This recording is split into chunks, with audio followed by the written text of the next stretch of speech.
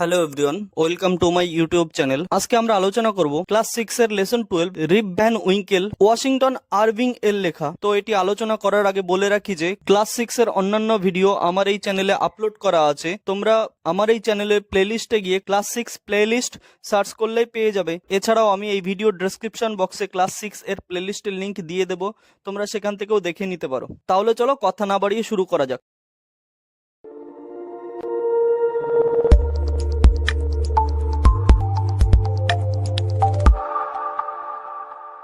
রিপ Van Winkel Washington Irving. দেখো, গল্পটি পড়ার আগে আমরা লেখক সম্পর্কে কিছু তথ্য জেনে নেই। লেটস স্টার্ট, চলো শুরু করি। Washington Irving 1783-1859। ওয়াশিংটন আরভিং জন্ম হয়েছিল 1783 সালে এবং মৃত্যু 1859 সালে। ওয়াজ অ্যান আমেরিকান অথর, ছিলেন একজন আমেরিকান লেখক, এসেইস্ট, প্রবন্ধকার, বায়োগ্রাফিকার, জীবনীকার and historian of the early 19th century এবং ঐতিহাসিক 19 শতকের প্রথম দিককার। He is best known for his short stories like, তিনি সুপরিচিত ছিলেন তার ছোট গল্প যেমন Rip Van Winkle and the legend of sleepy hollow এবং দ্য লেজেন্ড অফ স্লিপি হলো এর জন্য। হিজ হিস্টোরিক্যাল ওয়ার্কস ইনক্লুড, তার ঐতিহাসিক কাজের মধ্যে অন্তর্ভুক্ত ছিল বায়োগ্রাফিস অফ জর্জ ওয়াশিংটনের জীবনী, ক্রিস্টোপাস কলম্বাসের জীবনী অ্যান্ড দ্য প্রফেট মোহাম্মদ এবং ভবিষ্যৎবক্তা মোহাম্মদের জীবনী। প্রফেট শব্দের অর্থ হলো ভবিষ্যৎবক্তা। The present story is an adaptation of the original short story. বর্তমান পাঠ্যাংশটি হলো এই উদ্ধৃতাংশ আসল রিপ ভ্যান উইঙ্কেল গল্পটির থেকে সংকলিত। In a village among the Catskill mountains, Catskill পর্বতে অবস্থিত একটি গ্রামে, there lived a simple good natured fellow called Rip Van Winkle নামে একজন সরল ও ভালো স্বভাবের লোক বাস করত। The children of the village loved him, গ্রামের শিশুরা তাকে ভালোবাসত। He assisted at their sports and made their playthings. Assisted শব্দের অর্থ হলো সাহায্য করা, সে তাদের খেলায় এবং খেলার জিনিস তৈরি করতে সাহায্য করত। He also taught them to fly kites and shoot marbles and told them stories, সে তাদেরকে ঘুড়ি ওড়াতে এবং গুলি নিক্ষেপ করা শেখাতো এবং তাদের গল্পও বলতো। Rip helped everyone in their work, Rip প্রত্যেককে তাদের কাজে সাহায্য করত।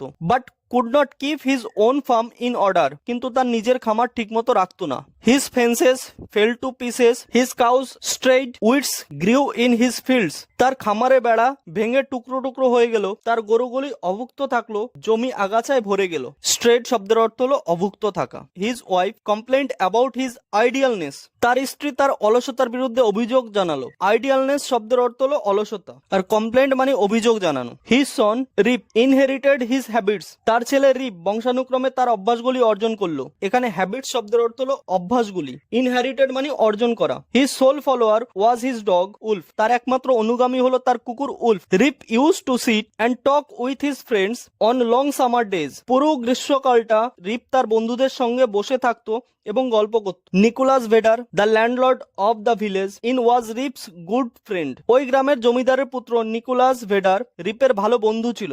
রিপ had to leave this group eventually as his wife complained that his friends encourage his ideal habits, বন্ধুরা রিপের এই অলস অভ্যাসগুলিকে উৎসাহ দিচ্ছে এই মর্মে তার স্ত্রী অভিযোগ করলে রিপকে তাদের সঙ্গ ছাড়তে হলো। Poor Rip was reduced almost to despair, বেচারা রিপ হতাশায় ভেঙে পড়ল। He started in the woods with wolf, সে তখন তার উলফের সাথে জঙ্গলের মধ্যে চলতে শুরু করলো। On one of this days Rip had gone up the Catskill mountains, এইরকম একদিন রিপ পৌঁছে গেল কাটস্কিল পর্বতের অনেক উঁচুতে। From where he looked down into a deep and dark valley, সেখান থেকে সে নিচে একটি গভীর এবং অন্ধকার উপত্যকা দেখতে পেল। ইভিনিং ওয়াজ গ্র্যাজুয়ালি অ্যাডভান্সিং, ধীরে ধীরে সন্ধ্যা এগিয়ে আসলো।